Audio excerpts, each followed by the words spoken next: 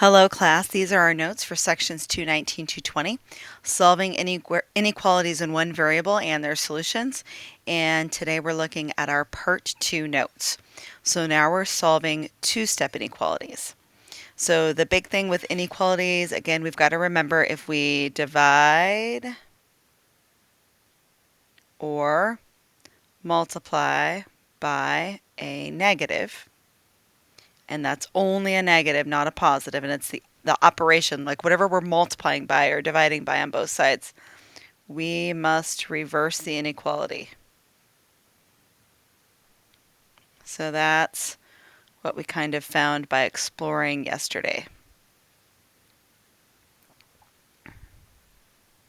All right, so in our first example, it's giving us some little directions over on the right-hand side. First, it says write the original inequality.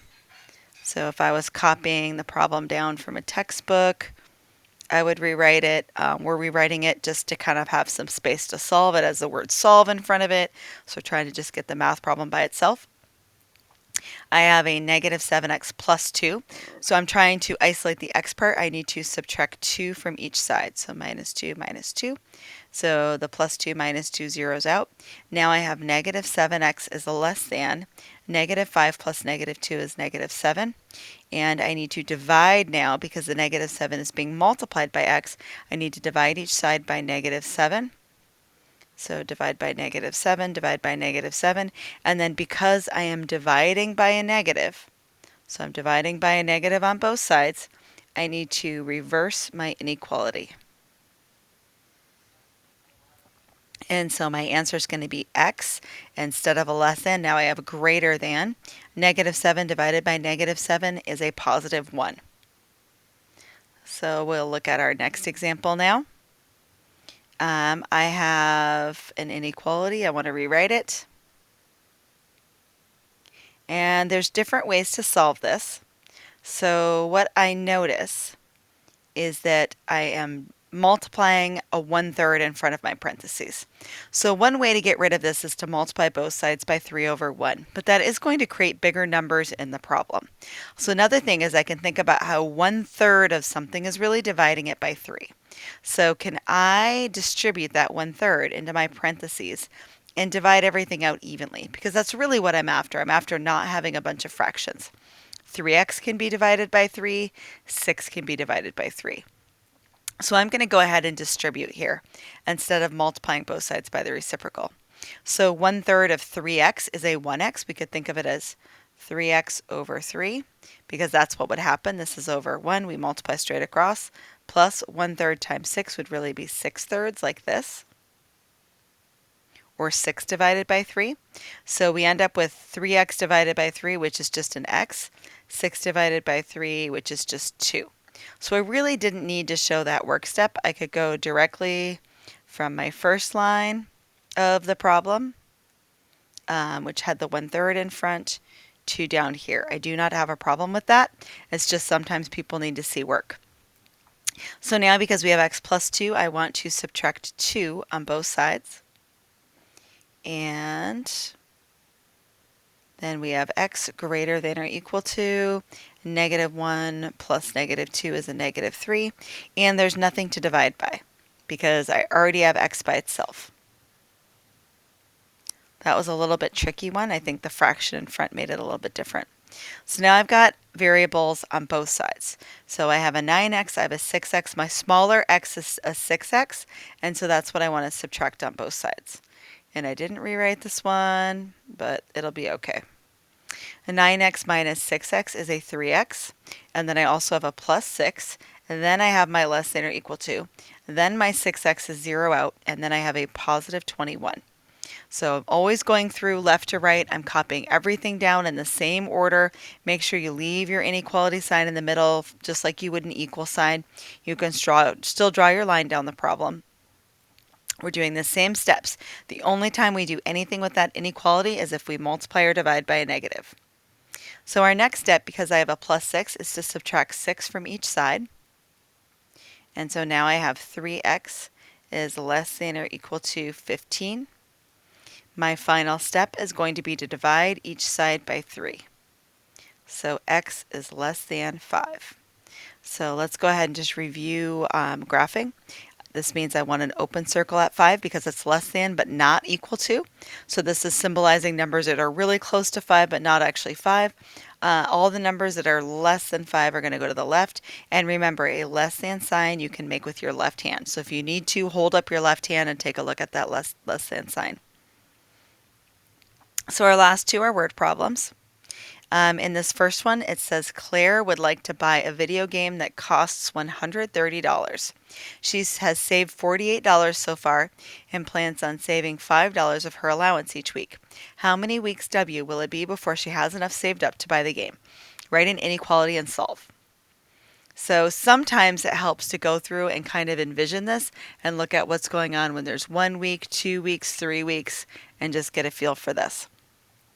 So if it's 1 week, Claire would have $5 times 1 and then plus the initial $48 she saved.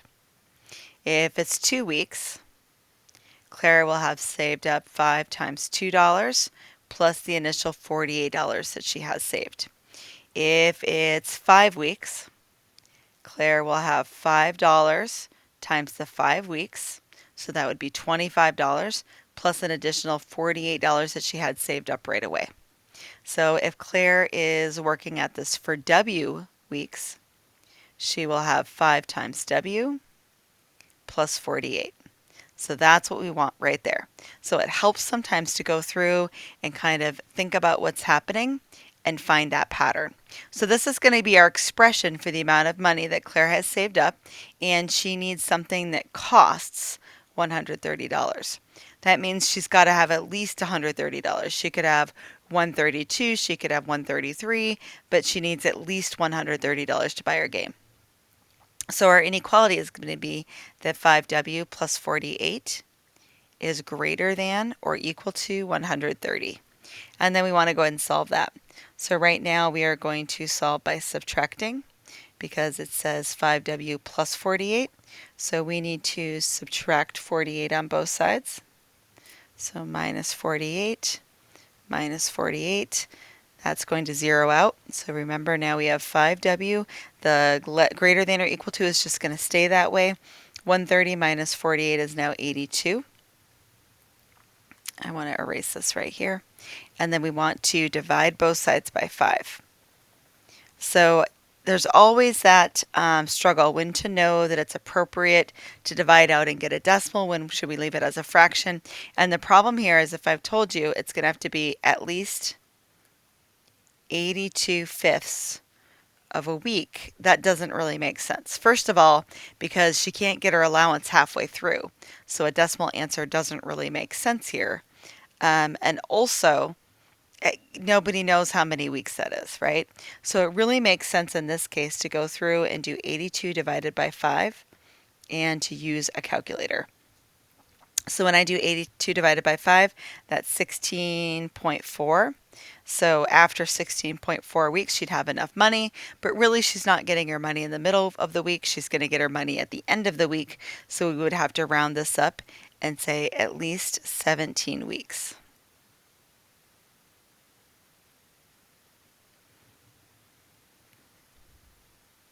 All right, for our next problem, your phone has enough memory for 70 minutes worth of songs. That's not a lot.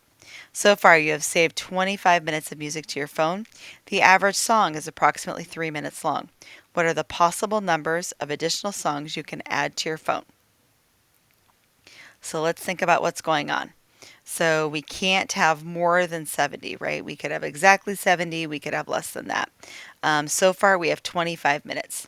So if we say the average song is at least 3 minutes, let's think about the songs as being S. So if we save one more song, we'll have 3 minutes per song times one song, plus the 25 we already have saved. If we're looking for music for 2 songs and how much that's going to be saved up on our phone, that'll be 3 minutes per song times 2 songs, and that's 6 plus the original 25 minutes. So you can see here, I don't really care what the answers are to this problem. I'm not writing down that the first one's 28 and the second one's 31. I don't care about that. What I care about is the pattern, the operations I'm doing to get those answers. That's what I need to be looking at. Let's say I want to save 3 more songs. Well, that would be 3 songs times 3 minutes per song, and then plus the 25 we originally had. So I think at this point we're ready to jump to S songs.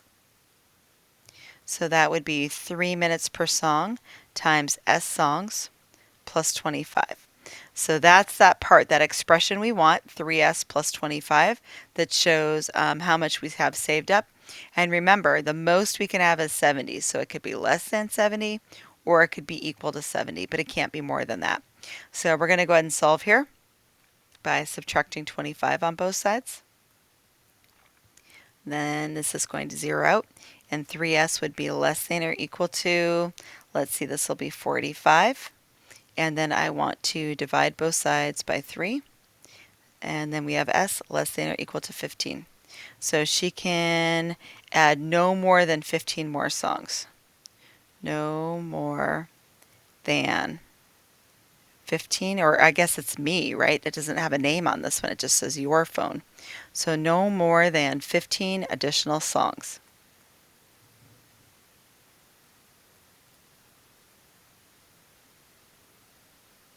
And this is one that if it gave us a decimal like 15.2, we'd have to round down because we can't have more than that. We can't bump it up to the next number of song. All right, these are our notes, class, for 219 and 220 part 2. As always, if you have questions, please make sure you ask them.